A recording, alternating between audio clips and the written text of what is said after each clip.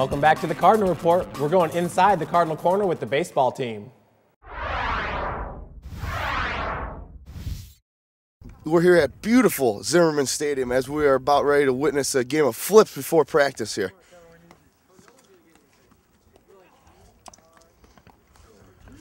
We're down to 3. This is where the game usually gets awfully tough, when you get down to 3 pitchers here.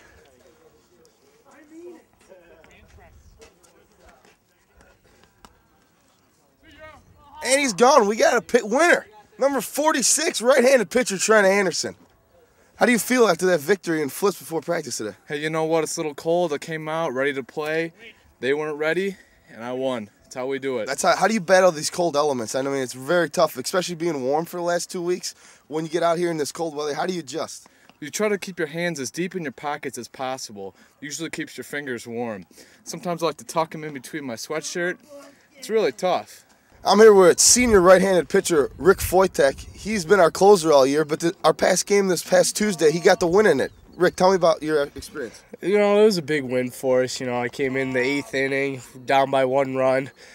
You know, got fortunate enough to get out of the inning without giving up runs.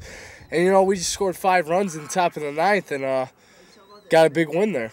Hi, I'm here with first baseman Andrew Woolbecker. So who would you say your favorite and least favorite players on the team are? Favorite, I'm going to have to go with Abraham, because whenever we hang out, we always get all the chicks. He brings them all around, so I'm going to have to say top-notch guy.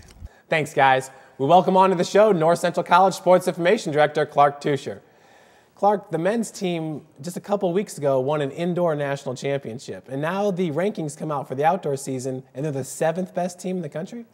Well, it's the point system that they use. It's not a vote that they use for that, and it's supposed to be based on your performances to that point. And I think we started later than most teams in terms of our competition schedule, which, you know, the coaches, I think it's probably a good decision considering how long the season can be.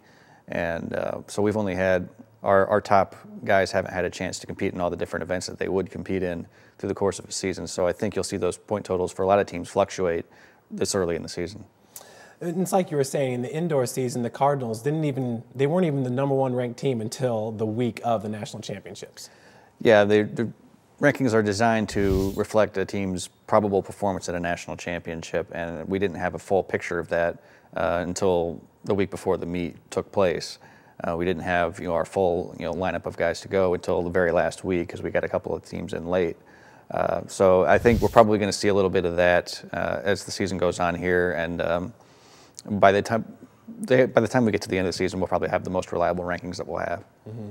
And the women's team, not ranked nationally, but you said they were ranked 2nd regionally, and they bring back outdoor record holder Rachel Seacrest in the pole vault.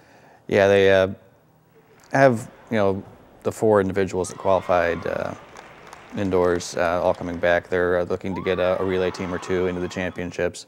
They're another team that tends to get better as the season goes on, so we'll have to wait and see how that pans out.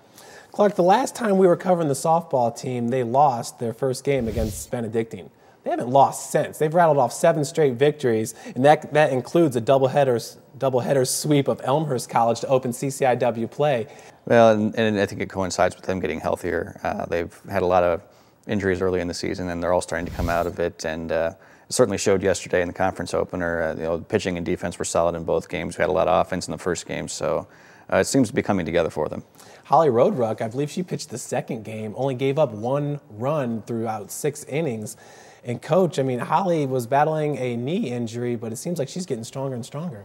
Yeah, I think she's finally starting to come out of that a little bit. She's still not completely healed up, but she's got a 7-1 record, and her ERA is under 2, so certainly getting what they've expected to get out of her. Clark, it's kind of a neat week. The lacrosse team is going to host 3 games this week, starting tonight against Trine. Yeah, that's one of the quirks in the schedule. I think they've got 5 straight home games. They start Wednesday night against Trine, and then they'll play Friday against Missouri Baptist and Sunday against Indiana Tech.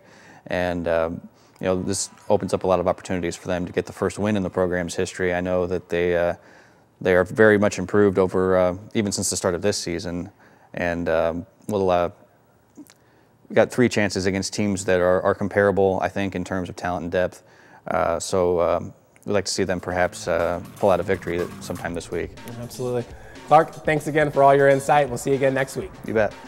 Tune in next week as we sit down with the tennis team to talk about their conference match with Carthage. NCTV 17 is always keeping you connected with your area sports scene. I'm Jeff Mahoney. See you next time on your community television leader, Channel 17. Go Cardinals.